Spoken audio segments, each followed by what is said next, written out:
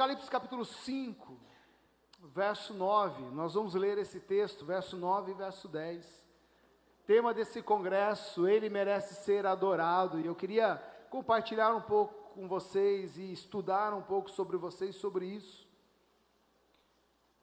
Essa passagem tão especial, João tem uma epifania, João tem uma visão, e a visão que ele tem é uma visão extraordinária, que demonstra o coração de Deus, demonstra para onde os olhos de Deus estão olhando, e eu queria convidar você a nós lermos juntos, Apocalipse capítulo 5, verso 9 e 10, vou ler na NVI, o texto diz o seguinte: e eles cantavam um cântico novo, tu és digno de receber o livro e de abrir os seus selos, pois foste morto, e com teu sangue comprastes para Deus, gente de toda tribo, língua, povo, nação, e tu os constituísse reino e sacerdotes para o nosso Deus, e eles reinarão sobre a terra. Aleluia. Essa, sem dúvida, é uma das passagens, para mim, mais extraordinárias que nós temos na palavra de Deus. Nela se resume tudo aquilo que é o Evangelho de Jesus. Nela nós temos a resposta do porquê Jesus veio viver entre nós, Jesus morreu e ressuscitou. É nessa passagem que nós entendemos o plano da redenção de Deus, aquilo que Deus havia planejado. É bem verdade que algumas pessoas dizem que, se o pecado não tivesse feito parte da história da humanidade, a Bíblia se resumiria em Gênesis capítulo 1 e 2 e Apocalipse capítulo 22.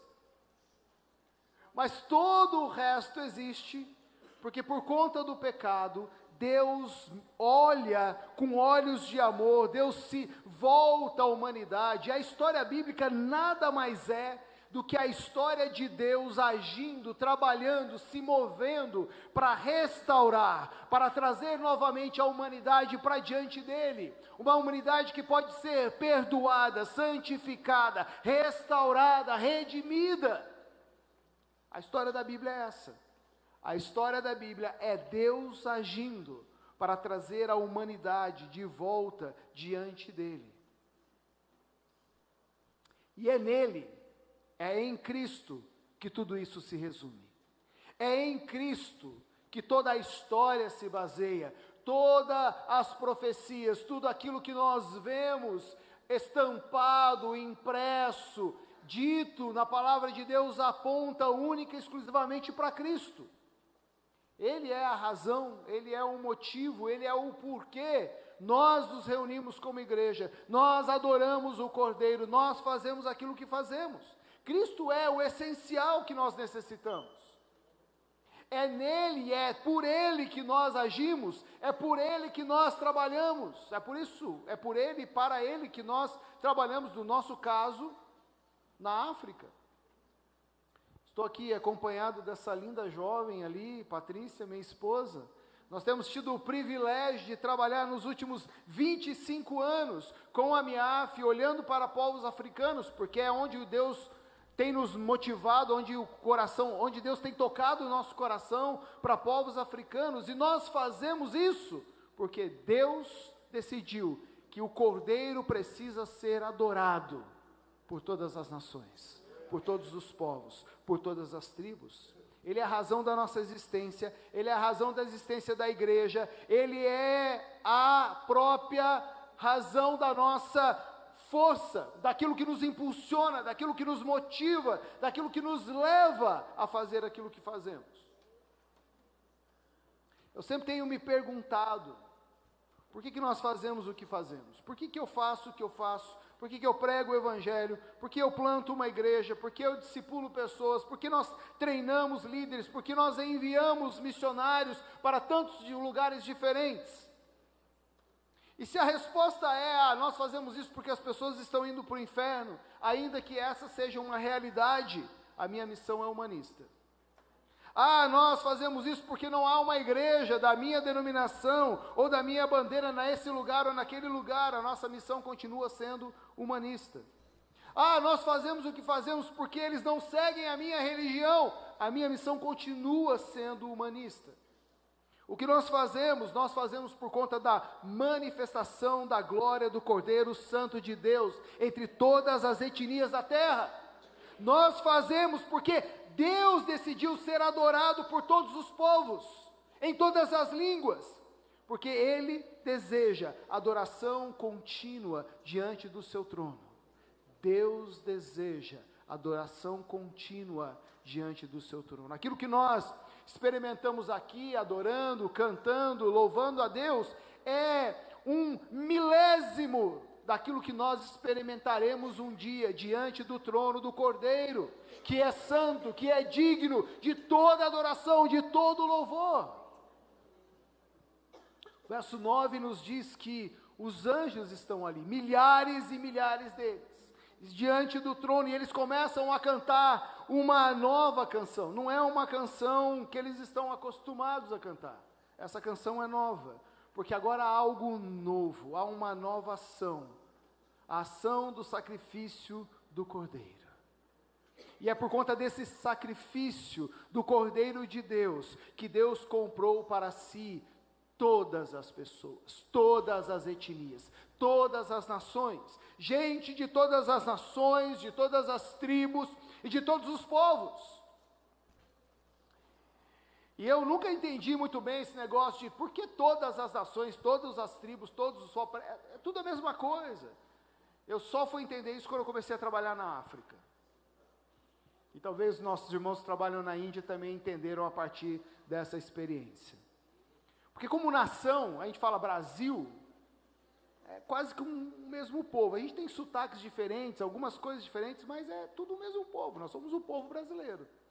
Aí você vai para a África, 54 nações geograficamente estabelecidas, mas vivendo nesses 54 países, mais de 3.800 povos, etnias. Eu disse de manhã, é como se daquele lado da rua para lá fosse um povo, uma cultura, uma língua, um jeito de viver. Desse lado aqui um povo, uma cultura, um jeito de viver.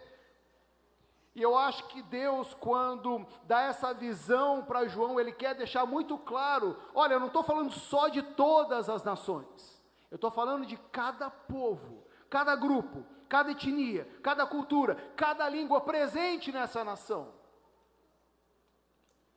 E o fato de Deus ter comprado para si todos os povos, todas as nações e todas as tribos, significa que a nossa tarefa, como igreja de Cristo, é global. Porque a missão de Deus é global. Ele morreu por todos.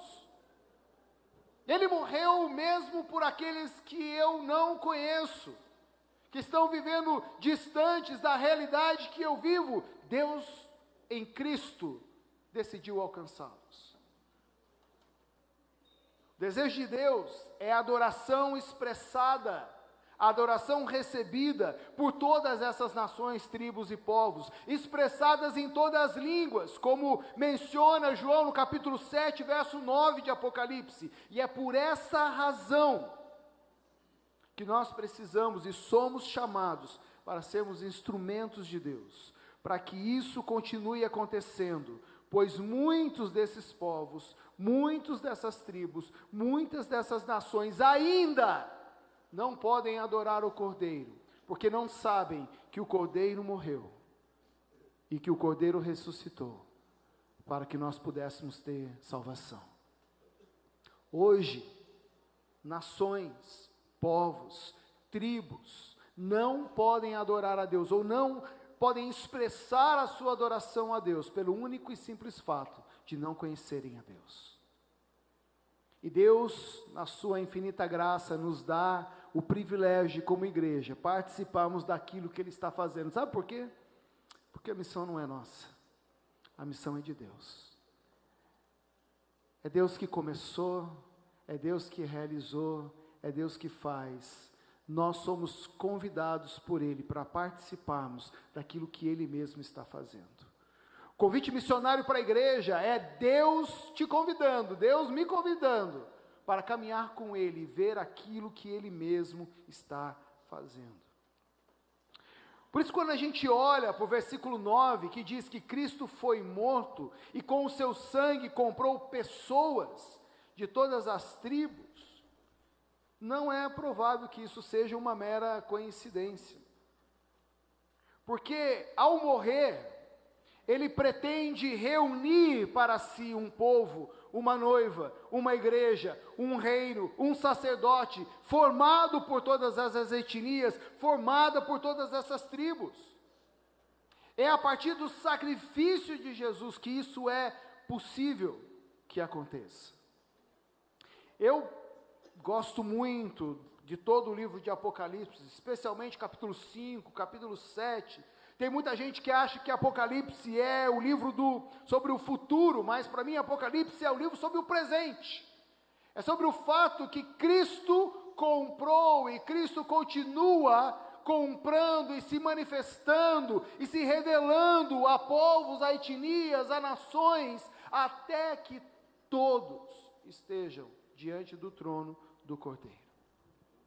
Olhar para esse texto, olhar para essa passagem, precisa nos levar a entender sobre a obra de redenção, a partir do sacrifício do Cordeiro, a obra de restauração do pecado da humanidade para a salvação em Jesus. E a primeira coisa que esse texto nos diz é sobre o preço da redenção. Porque fostes morto, diz o texto. Às vezes nós nos esquecemos do preço que foi pago por Jesus para que o mundo fosse redimido. Às vezes nós menosprezamos o sacrifício da cruz que Jesus passou para que eu e você pudéssemos usufruir da graça, do perdão, da misericórdia, do amor de Deus para conosco. Para que eu e você pudéssemos ser redimidos, restaurados, amados, salvos, perdoados.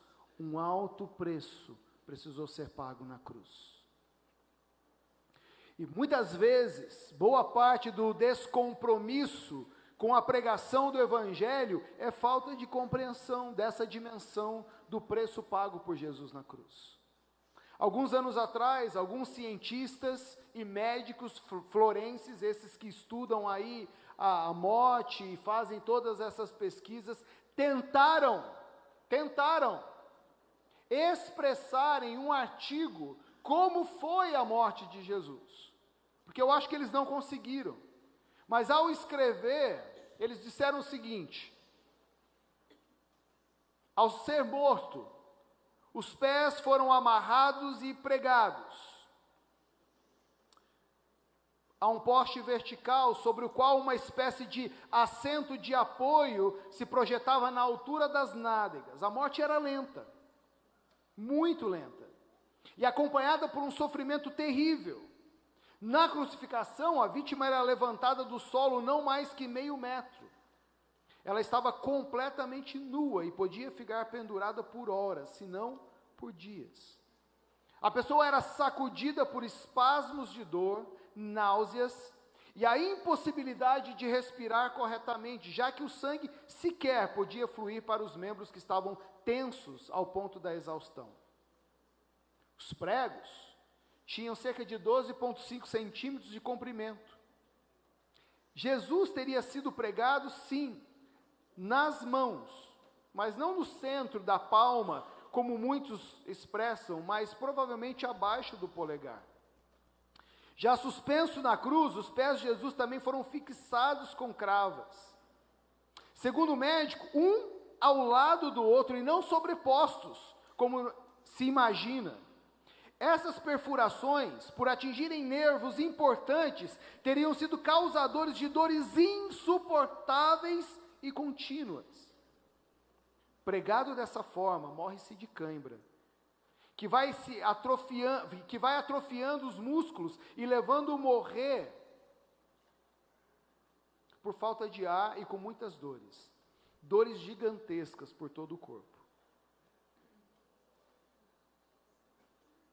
A morte da cruz é uma morte violenta, física e absurda. O tempo dependia das condições físicas de quem se encontrava crucificado. Se a tortura anterior tivesse sido muito intensa, isso de certa forma poderia fazer com que ele morresse um pouco mais rápido. Essas são só alguns relatos desse cientista e médicos que se reuniram para estudar a morte de Jesus na cruz. Eu imagino que a dor, eu imagino que o sacrifício, eu imagino que o momento foi muito mais desesperador do que isso. Porque a Bíblia diz que sobre a cruz ele levou todos os meus pecados. Os meus, os seus e de toda a humanidade.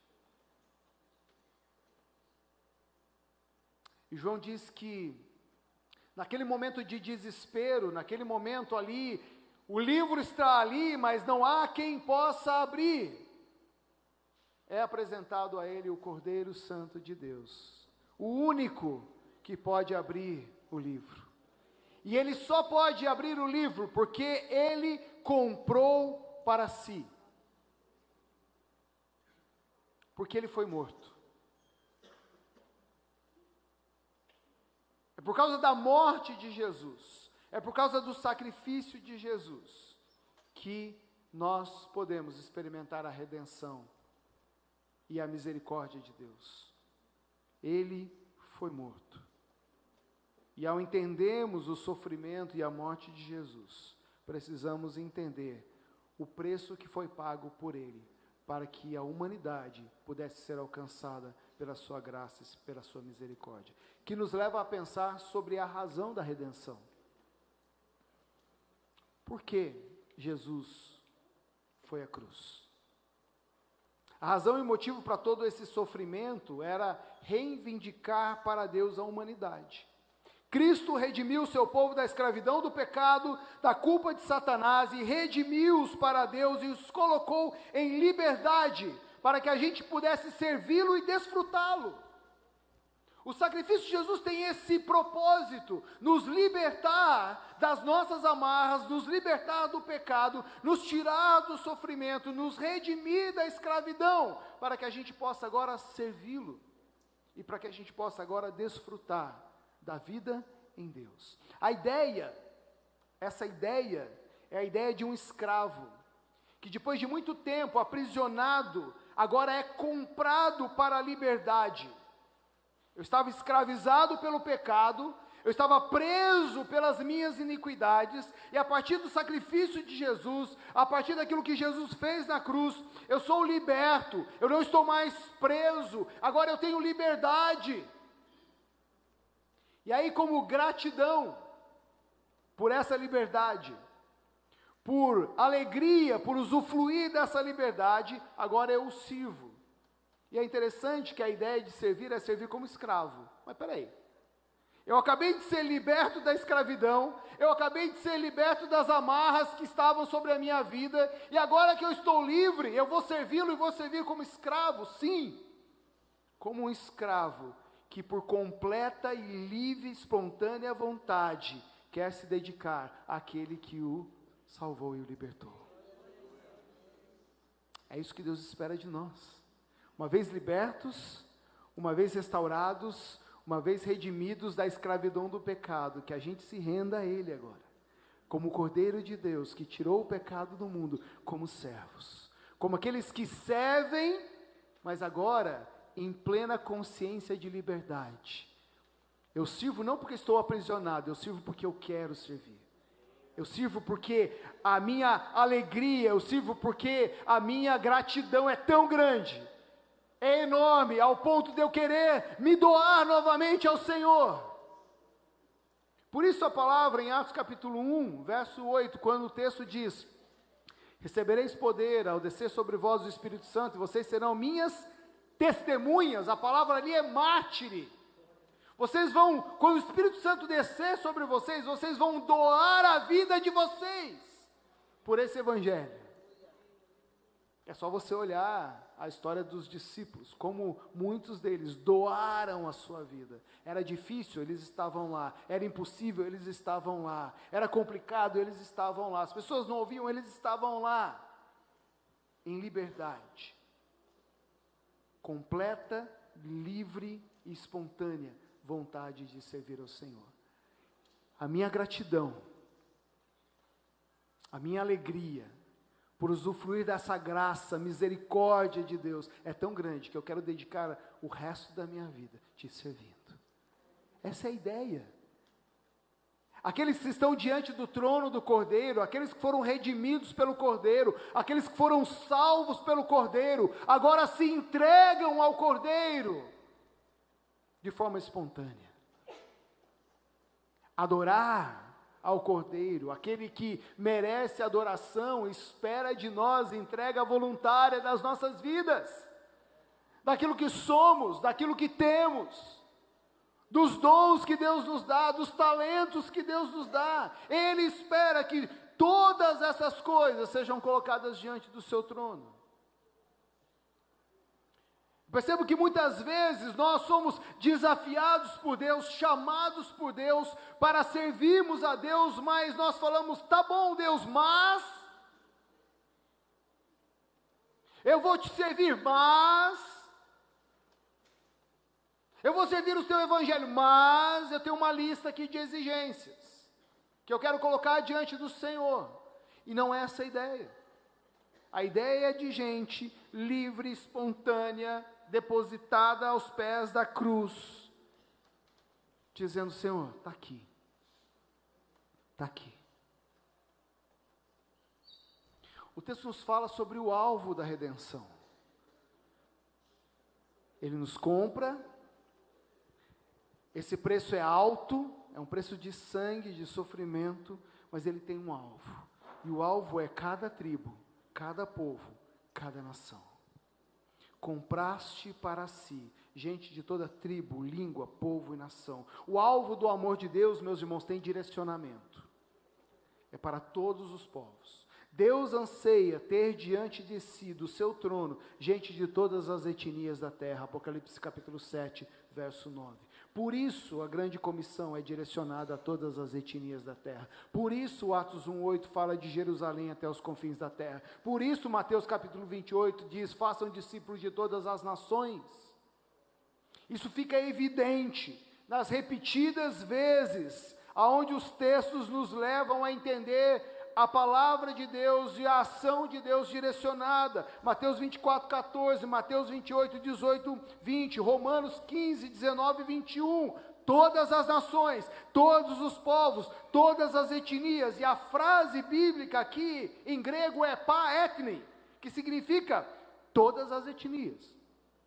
A palavra em forma singular, que é etnos, na verdade sempre faz referência à coletividade de uma cidade, de um povo, de uma nação, de uma tribo. Nunca é a respeito de um indivíduo. A adoração que Deus espera é global, é coletiva. Por isso a nossa missão precisa ser global.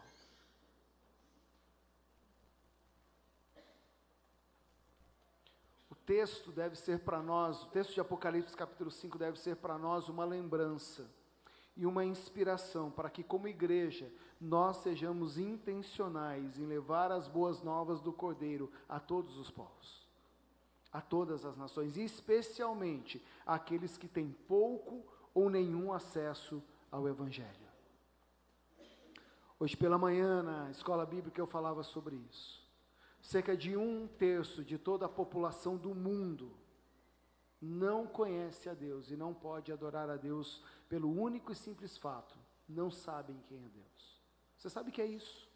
Você sabe que é 1/3 de toda a população do mundo, 2,6 bilhões de pessoas, que Deus espera que sejam adoradores, mas não podem adorar a Deus pelo único e simples fato de não conhecer a Deus?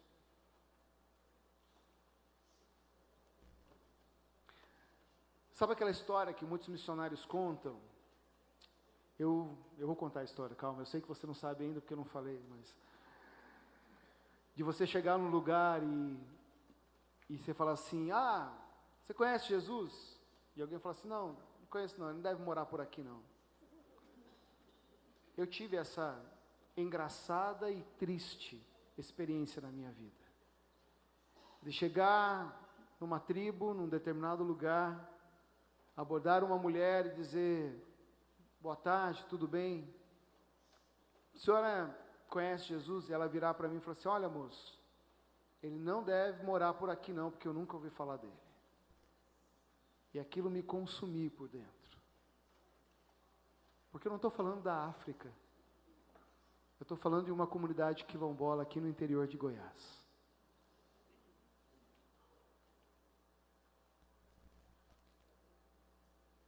Não, eu não conheço.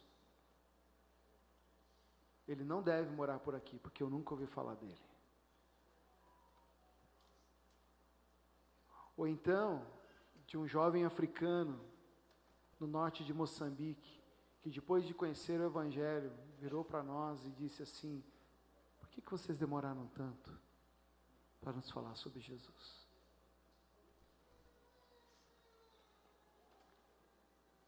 Ou como eu disse de manhã, daquele homem que depois de ouvir uma história contada por bonecos, vira para o boneco e diz: se você conhece sobre Jesus, por que você não fica aqui para nos ensinar?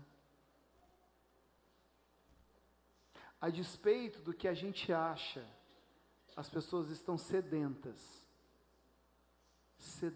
pela palavra de Deus. O que nós precisamos é de pessoas sedentas para pregar a palavra de Deus. Deus tem aberto portas. Vocês não têm ideia, eu vejo muitos comentários sobre o que acontece no mundo muçulmano, mas vocês não têm ideia do que tem acontecido em países do norte da África ou países do Oriente Médio. Como Deus tem aberto as portas para o Evangelho. E como Deus tem transformado a vida de pessoas. Isso tem acontecido porque a igreja tem enviado pessoas. E ao enviar pessoas, nós temos a oportunidade de apresentar a elas o Evangelho de Jesus. De apresentar a elas o Cordeiro Santo de Deus, que morreu, para que o livro fosse aberto, mas para que houvesse adoração contínua diante do seu trono.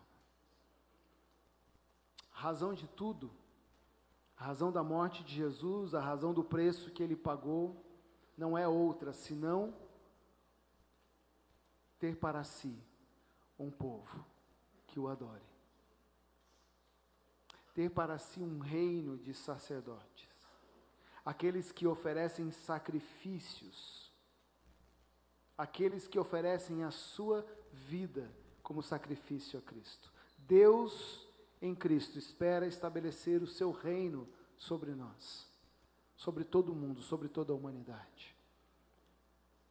E esse reino vai ser estabelecido quando todos os povos, todas as etnias da terra ouvirem o Evangelho de Jesus Cristo.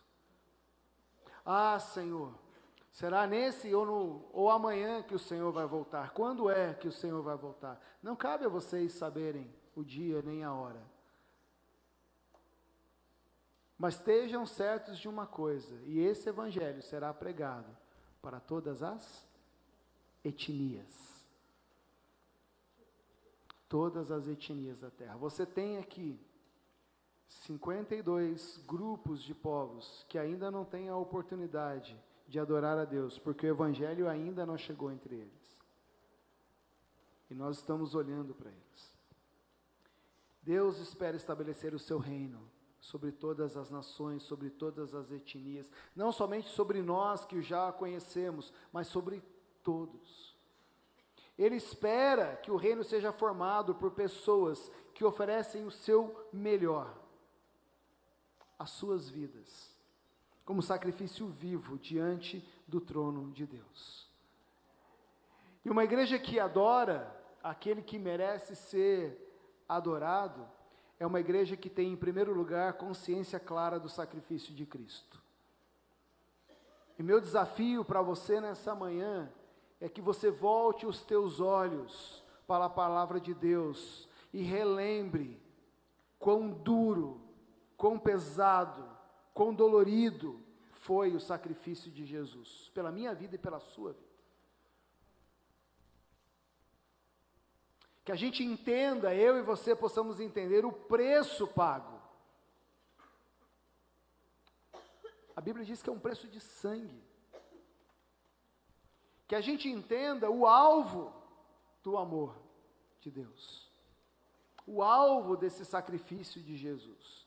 E que a gente responda de forma autêntica, de forma generosa, de forma onde nós possamos expressar gratidão a Deus por aquilo que Ele fez por nós, para que o Cordeiro seja digno do seu sacrifício.